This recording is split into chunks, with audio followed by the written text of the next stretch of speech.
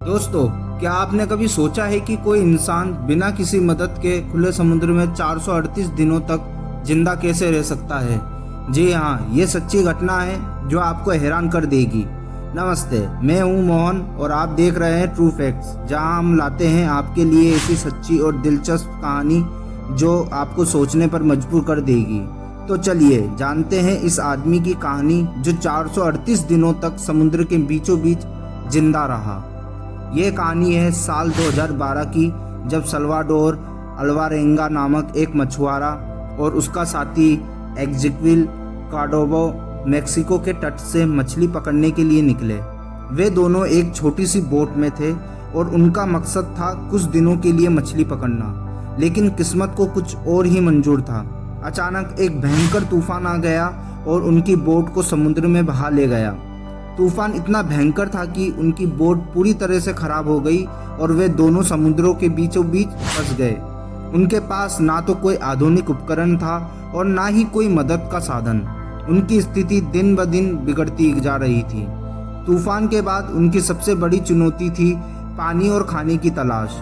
उन्होंने समुद्र के पानी को पीने लायक बनाने के लिए कई तरीके अपनाए, लेकिन वो सफल नहीं हो पाए। आखिरकार उन्होंने प्यास बुझाने के लिए अपने ही पेशाब को पीना पड़ा। खाने के लिए उन्होंने मछलियां पकड़नी शुरू की और उन्हें कच्चा ही खा लिया। समुद्र में 438 दिनों तक जीवित रहने के लिए सिर्फ शारीरिक ही नहीं बल्कि मानसिक संघर्ष भी बहुत बड़ा था। सल्वाडोर और एग्जिक्विल ने एक दूसरे का सहारा बनकर इस मानसिक तनाव को सहने की कोशिश की, लेकिन समय के साथ एग्जिक्विल की तबीयत बिगड़ने लगी और वह सल्वाडोर का साथ छोड़ गया। एग्जिक्विल की मौत के बाद सल्वाडोर पूरी तरह से अकेला हो गया।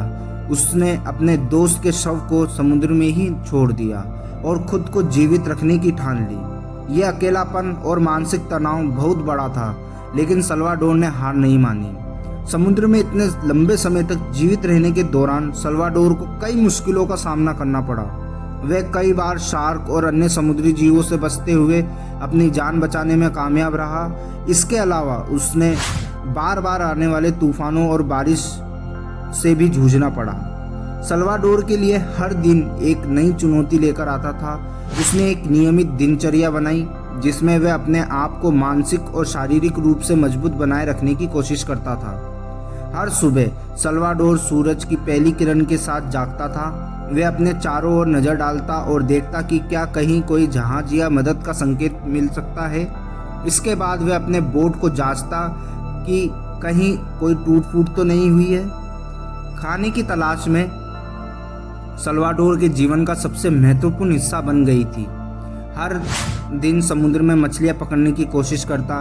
कभी कभी उससे छोटी मछलियां मिल जाती थी जिन्हें वह कच्चा खा लेता था। इसके अलावा उसने समुद्र पक्षियों को भी पकड़ने की कोशिश की और उनके अंडों को खाकर अपनी भूख मिटाई। पानी की कमी सल्वाडोर के लिए सबसे बड़ी चुनौती थी। उसने बारिश के पानी को इकट्ठा करने के लिए अपने बोट के हर हिस्से का इस्तेमाल किया। वह बारिश के दौरान अपने कपड़े और बाल्टी का इस्तेमाल करता ताकि अधिक से अधिक पानी इकट्ठा कर सके। अकेलापन और निराशा को दूर रखने के लिए सल्वाडोर ने खुद से बातें करना शुरू कर दिया। वह समुद्र के जीवों से भी बात करता और अपनी उम्मीदों को जीवित रखने की कोशिश करता। उसने अपनी यादों और भविष्य की उम्मीदों को संजो कर रखा, जिससे उससे मानसिक मजबूती मिली। शारीरिक रूप से मजबूत बने रहने के लिए सल्वाडोर ने रोजाना कुछ व्यायाम करने की आदत बनाई। वह अपने बोट में ही छोटे छोटे व्यायाम करता ताकि उसका शरीर कमजोर ना हो जाए। समुद्र में रहते हुए सल्वाडोर को कई बार शार्क और अन्य समुद्री जीवों से बचना पड़ा। उसने अपनी बोट को शार्क से बचाने के लिए कई तरीके अपनाए और सफल रहा। इसके अलावा उसने अपने खाने के लिए मछलियां पकड़ने के दौरान भी इन जीवों से सावधान रहना सीखा। समुद्र में रहते हुए सल्वाडोर को बार बार आने वाले तूफानों और भारी बारिश का सामना करना पड़ा, लेकिन उसने हार नहीं मानी और अपने जीवित रहने की कोशिशें जारी रखी। उसने तूफानों के दौरान अपनी बोट को सुरक्षित रखने के लिए कई तकनीकें अपनाई और खुद को सुरक्षित रखने की हर संभव कोशिश की। लगभग 14 महीनों के बाद सल्वाडोर की बोट मार्शल आइलैंड्स के पास पहुंची, जहां उसे स्थानीय मछुआरों ने देखा और बचाया। सल्वाडोर की हालत बहुत खराब थी। लेकिन उसने हिम्मत नहीं हारी और आखिरकार उसे चिकित्सा सहायता मिली।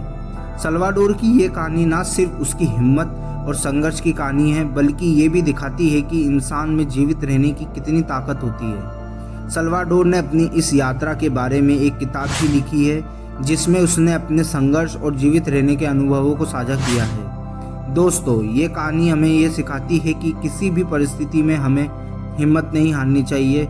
जिंदगी हमें कई मुश्किलों से गुजरने के लिए मजबूर कर सकती है, लेकिन अगर आपके पास हिम्मत और संघर्ष करने की ताकत है तो हम किसी भी चुनौती को पार कर सकते हैं। आपको ये कहानी कैसी लगी कमेंट में ज़रूर बताएं, और अगर आपको हमारा ये वीडियो पसंद आया हो तो लाइक करें, शेयर करें और हमारे चैनल ट्रू फैक्ट्स को सब्सक्राइब करना ना भूलें। मिलते हैं अगली वीडियो में, तब तक के लिए अलविदा।